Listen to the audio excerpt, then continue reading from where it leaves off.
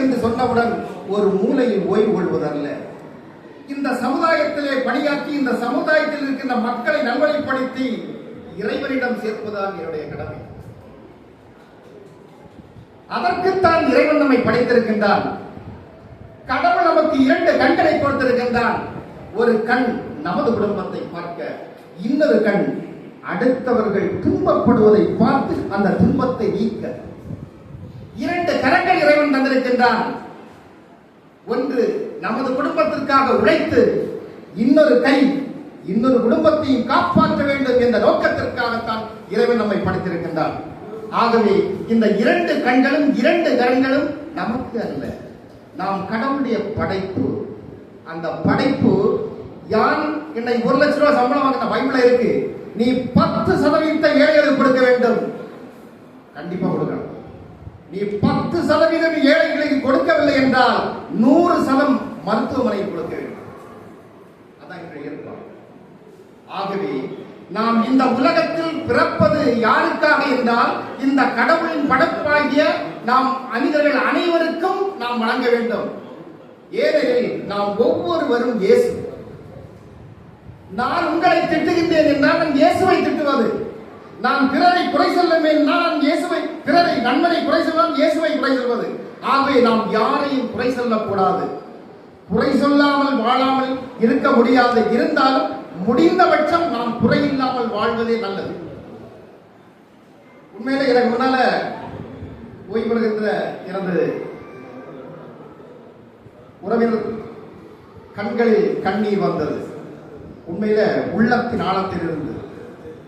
Life simple, ஆனா பெருசா எடுக்கக்கூடாது. சொர்க்கம் நரகம் இந்த உலகத்திலே இருக்கு. இங்க நம்மளதான் இருக்கு. சொர்க்கம் மண்ணிலே, அது முன்னிலே.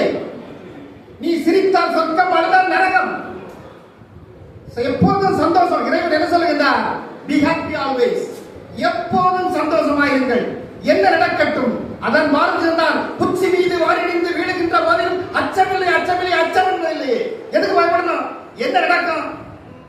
ஒரு பிள்ளை அடிச்சிட்டீங்க, உடனே போலீஸ் பயப்படாதுங்க. Don't worry. என்ன பண்ணிடுவாங்க? ஒன்னும் செய்ய மாட்டாங்க. கொஞ்ச நேரம் பதட்டம் இருக்கும், அரை மணி நேரம் கிடைச்சா எல்லாம் சால்வ் ஆயிரும். ஒன்னி அது மேல புருஷன் இல்லாம இருப்பாங்க. அட்ஜஸ்ட் பண்ணிடுறேன். நான் அப்போது நினைத்தேன், இறப்பது வரை படிக்க வேண்டும் என்று.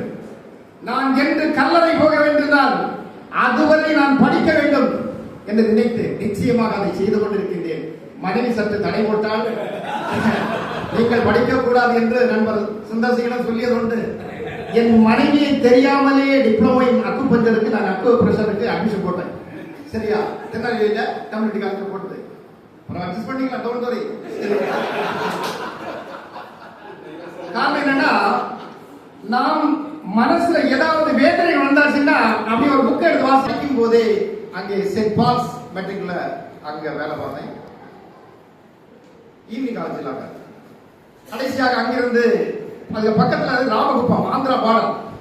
ஜீவாசனம் is well talented school. Jeevasanam residential school. அங்க என்னன்னா கரஸ்பாண்டன்ட்ல இங்க கீழே தான் இருப்பாங்க. எப்படி ஒரு பாய் போட்டு அதை நம்மள அப்படிதான் இருக்கோம். என்ன சேர் போட்டு இருக்கலாம். இந்த குருகுல கல்வி இருக்கு. என்னுடைய சித்தா மெடிசன்ல ரங்கராஜன் கவுட்டு சந்தை மதுரை, அதில் 1 year course diploma in medical practice in Siddha medicine படித்தேன்.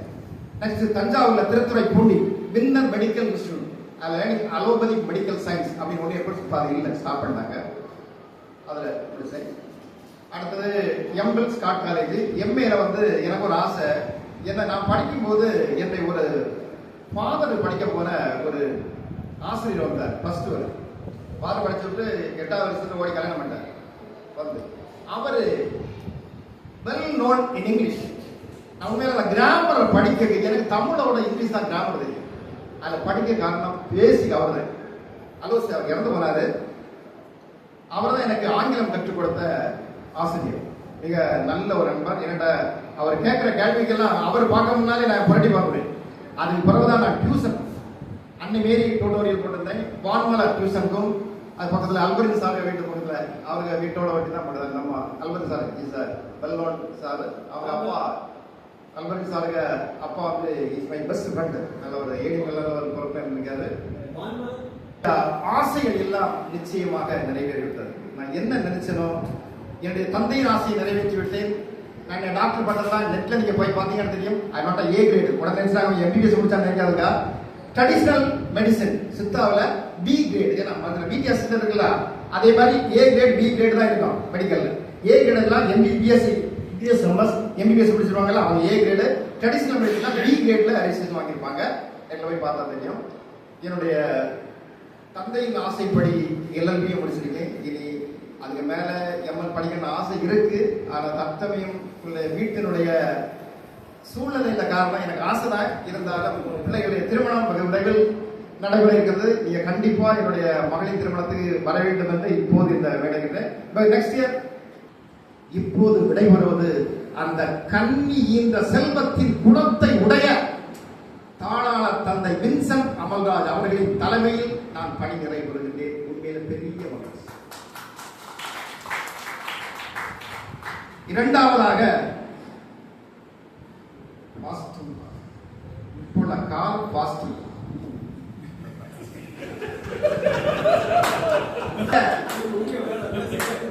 தந்தை அவர்கள் நிறைய ஹெட் மாஸ்டர் கூட வந்திருக்கீங்கன்னு ஒர்க் பண்ணி கர்நாடகா, ஆந்திரா பல ஹெட் மாஸ்டர்கள், நான் பிரின்சிபால் இருந்தேன். எனக்கு கஷ்டங்கள் தெரியும். உண்மையில தந்தை அவர்கள் டக்குன்னு கோபம் இருந்தாலும் எங்க கோபப்பட்டாலும் நெக்ஸ்ட் கொஞ்ச நேரம் இருந்த உடனே ஒரு 2 மணி நேரம் கழிச்சு உண்மையில ஒரு தந்தையுடைய பாசம், ஒரு குழந்தை தவறு செய்தா அப்படியே கண்டிச்சு புறம் மறந்துடுவாங்க. உடனே டக்கு மறந்துடுறாங்க. ஒரு அதாவது இறையன்பு, தாயன்பை மிஞ்சக்கூடிய இறையன்பு மிகுந்த அன்பு கொண்டவர் தான் தந்தை பாஸ்டின் துறை. உண்மையிலே மறக்கவே முடியாது. சின்ன சின்ன குறைகள் எல்லாம் இருக்கு, குறைகள் எல்லாம் மனுஷனே இல்லை இருக்கும். இருந்தாலும் தந்தை அவர்கள் என் பார்வை